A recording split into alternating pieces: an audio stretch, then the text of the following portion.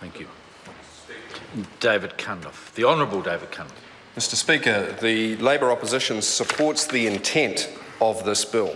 It supports the prevention, the interdiction, the punishment of the exploitation of migrant workers. But what it does not support is some charade where the government itself knows that the measures proposed in this bill are not going to work and in fact cannot work. Now, members opposite have asked the opposition for two things in this debate. The first is clarity as to why we will not support it, and the second is what would we do instead, and I intend to set out both, Mr Speaker. What is important, sir, is that this bill is under-resourced. It creates an inappropriate extension of powers. It is full of legal anomalies and unintended consequences, and it does not solve the problem that it says it is going to fix. And as such, Mr Speaker, it's yet another triumph of spin over substance, of rhetoric over solutions. And it's an example of a government that's lost its way. And Mr Speaker, if you ever doubt that, you know when members opposite, members of the government, sitting on the Treasury benches, make a plaintive plea, as the member who's just resumed his seat has done, to the opposition to come up with the solutions, even though they have all the resources of government at their disposal. You know you're in a third term, a government that's lost its way, meandering through side tracks and embarrassments, and losing the point and losing the capability to chart a course to the future for New Zealand. Firstly, sir, let's look at the context of this bill. There is a growing problem. With that, we agree with the government and we agree with officials who've worked very hard on this bill. There is, as my colleague Ian Lees-Galloway has so clearly stated, a lack of skills development in New Zealand, which means our economy is becoming increasingly reliant on migrant labour to fill the gaps. There is a mismatch of our tertiary education system and our job market. And that's made worse by the proliferation of low-quality private training establishments which are under-regulated, and too many of them, sir, are not about higher education, they are about being visa factories. And anybody who's been in Auckland and looked around those knows only too well, students are brought in on lax courses, they are given work rights, and they are often exploited by people, and I agree with the government, often from their own communities. They are exploited on low wages. And Mr Speaker, as a former Minister of Immigration for 2 years and as a local MP in West Auckland, I can tell you that I've seen these cases at both ends, from a supervision and overview point of view, and as a local MP reporting cases of alleged exploitation, one of which has finally received convictions in the court system after many years of chasing. Mr Speaker, what we need to see is a law that will work. Here is what needs to happen instead of what we've been served up, Mr Speaker. Firstly, this bill lacks any kind of whistleblower protection for the workers who are being exploited. And here's the fundamental problem why this bill just cannot work. If you are a migrant worker and your temporary visa depends upon the job which you have, as it often does, and you report that you are being exploited, you can bet your bottom dollar that you will lose that job. Either because the employer gets away with it and kicks you out in revenge, or if the employer goes down, your job may well go down with it.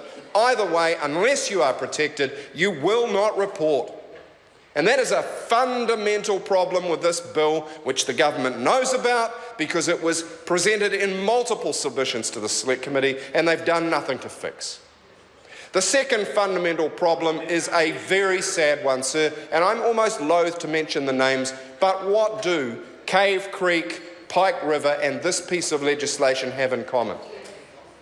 Mr Speaker, they were all disasters waiting to happen. This bill is a disaster waiting to happen because it provides an unfunded, under-resourced mandate.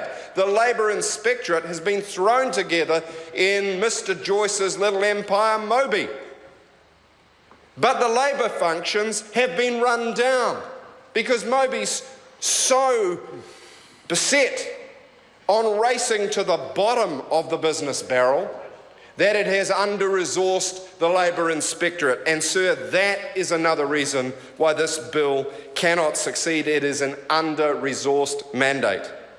Thirdly, sir, this bill contains what in our view are an inappropriate and unbalanced extension of official powers. And they are in several cases measures which were tried on the previous government by some of the same officials in the lead up to the 2009 review when I was the minister, and rejected because they failed Bill of Rights tests, like warrantless search of private property, private home dwellings. Of course, officials must have the ability to conduct a thorough search, otherwise they won't get the evidence. But when we start taking away the judicial protections of warranting, as the government is trying to do in the intelligence and security area, and as they are doing in this bill, what we are seeing is a creeping undermining of democracy. Just ask John Campbell. Just ask Mike Hosking. This government loves power. They love control. But New Zealanders are getting sick of a government that is about power for its own sake, not the people it is here to serve.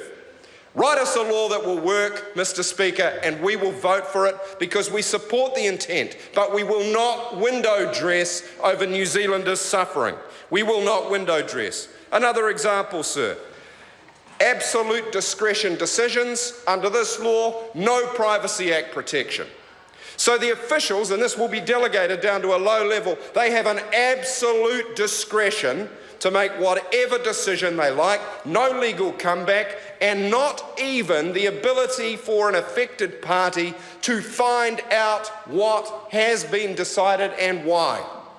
You could call it the Kafka clause, because the government is exempting itself from the normal processes of a democratic system where a citizen, including a migrant or an employing migrant, should be able to find out why they've been pinged. Do we want to live in a society, sir, where the government can take arbitrary, unsupervised actions by officials, not by the ministers, by officials, and people cannot even ask what and why? No, sir, that is wrong. That was rejected in the lead up to the 2009 review, but officials have come back and they've snuck it past the goalie, and those folks were asleep at the wheel.